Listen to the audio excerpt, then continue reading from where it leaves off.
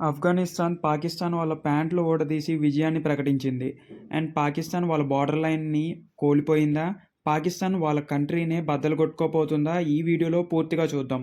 ముందుగా మన ఛానల్‌లో ఫస్ట్ టైమ్ వస్తే ప్లీజ్ గైస్ ఆ హైప్ బటన్ అయితే ప్రెస్ చేస్తే మన వీడియో చాలా మందికైతే షేర్ అవుతుంది. అసలు మ్యాటర్‌లోకొస్తే ఆఫ్ఘనిస్తాన్‌కి ఎలాంటి ఫ్లైట్లు లేవు, ఎలాంటి వెపన్స్ లేవు, ఎలాంటి ట్యాంకర్స్ లేవు, ఎలాంటి మిసైల్స్ గానీ లేకపోతే వేరే కంట్రీస్‌తో సంబంధం గూడా లేదు. కానీ ఈ పాకిస్తాన్‌కి చైనా, యూఎస్ఏ, సౌదీ అరేబియా ఇలాంటి పెద్ద పెద్ద కంట్రీస్‌తో పెద్ద పెద్దగా లింక్స్ ఉన్నాయని వీళ్ళు అపోహపడతారు.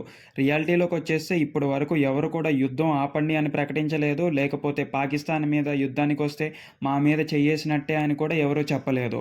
ఇలాంటి పాకిస్తాన్‌కి గ్లోబల్‌గా ఎలాంటి సిట్యుయేషన్‌లో ఉందో ఇప్పుడు రియాలిటీలోకి అర్థమవుతుంది. ఆఫ్ఘనిస్తాన్ వాళ్ళు ఎలాంటి పని చేస్తున్నా కూడా గ్లోబల్‌లో ఒక్క కంట్రీ కూడా వ్యతిరేకత చూపించట్లేదంటే పాకిస్తాన్‌ని ఒక కంట్రీగా కూడా ఎవరు గుర్తించట్లేదని ఈ రోజున అందరూ కూడా విన్నపించుకోవాలని అయితే నేను చెప్తున్నాను. ఇలాంటి వాళ్ళకి కాశ్మీర్ కావాలంట. అండ్ వాళ్ళు ఎప్పటినుంచో గొడవ చేసేదేంటి, కాశ్మీర్‌లో ఉండే మతం వేరు, ఉండాల్సిన మతం వేరు అంటున్నారు. ఇప్పుడేమైంది, వాళ్ళ మతం వాళ్ళే వాళ్ళనొచ్చి చంపుతుంటే ఏం చేస్తున్నారు?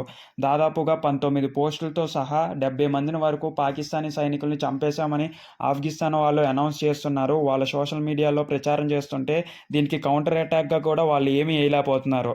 ఎందుకంటే వాళ్ళ ప్యాంట్లు ఉప్పదీసి అక్కడే ఏలాడదీస్తున్నారు. వాళ్ళ వెపన్స్ తీసుకెళ్ళి వాళ్ళ ముందలే యుద్ధానికి వస్తున్నారు. వాళ్ళ కార్లు, వాళ్ళ ట్యాంకర్లు తీసుకెళ్ళి వాళ్ళ బోర్డర్ లైన్‌నే చెరిపేసుకొని వస్తున్నారు. ఇలాంటి తాలిబాన్స్‌ను వాళ్ళు ఎదుర్కోవాలంటే ఖచ్చితంగా వేరే కంట్రీల సహాయం కావాలి. బట్ పాకిస్తాన్‌కి హెల్ప్ చేయడానికి ఎవరు సిద్ధంగా లేరని మనకి ఈ విషయం ఖచ్చితంగా తెలుస్తుంది. దాదాపుగా ఏప్రిల్ నెలలో వాళ్ళు ఇండియాకొచ్చి ప్యాంట్లు ఊడదీసి ఏ మతానికి చెందినవారని చూసి మరీ చంపారు కదా! ఈరోజు అదే దుస్థితి ఆళ్ళ కంట్రీకి కూడా పట్టింది. అసలు పాకిస్తాన్‌కి ఇంకొక ఛాన్స్ లేకోకుండా చేస్తున్నారు. నలుదిక్కుల నుంచి అందరూ కూడా కమ్మేసుకుంటా వస్తుంది. ఇండియా వాళ్ళు చెప్పినట్టు పాకిస్తాన్ వరల్డ్ మ్యాప్‌లోనే లేకుండా పోతుందా? అండ్ ఆఫ్ఘనిస్తాన్‌కి ఇండియాతో ఫ్రెండ్‌షిప్ చేయాలని ఇప్పుడు అనిపిస్తుంది.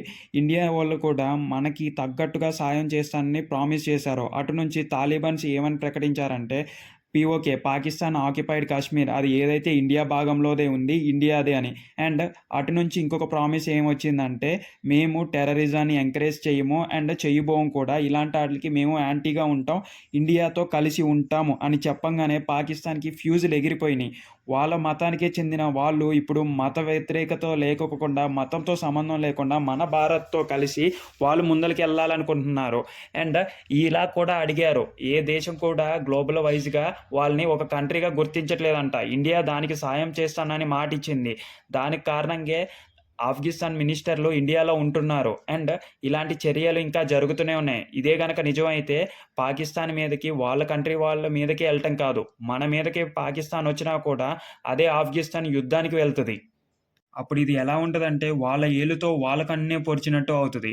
బట్ ఇదంతా పక్కన పెట్టేస్తే ఇంకా పాకిస్తాన్ జీడీపీ అంటారా? అది టోటల్‌గా కొలాప్స్ అయిందనైతే చెప్పాలి. ఇంకా ఫండ్స్ కోసం మళ్ళీ యూఎస్ఏని అడుక్కోవాల్సొస్తది. ఇంకా చైనా అక్కడ ఇన్వెస్ట్ చేసే పనులకి అండ్ అక్కడ కట్టే డ్యామ్‌లకి ఆఫ్ఘనిస్తాన్ కూడా ముందలకొచ్చి ఆ డబ్బుల్లో మాకు కూడా వాటా ఉంది అని యుద్ధాన్ని ఇంకా కొనసాగిస్తున్నారు.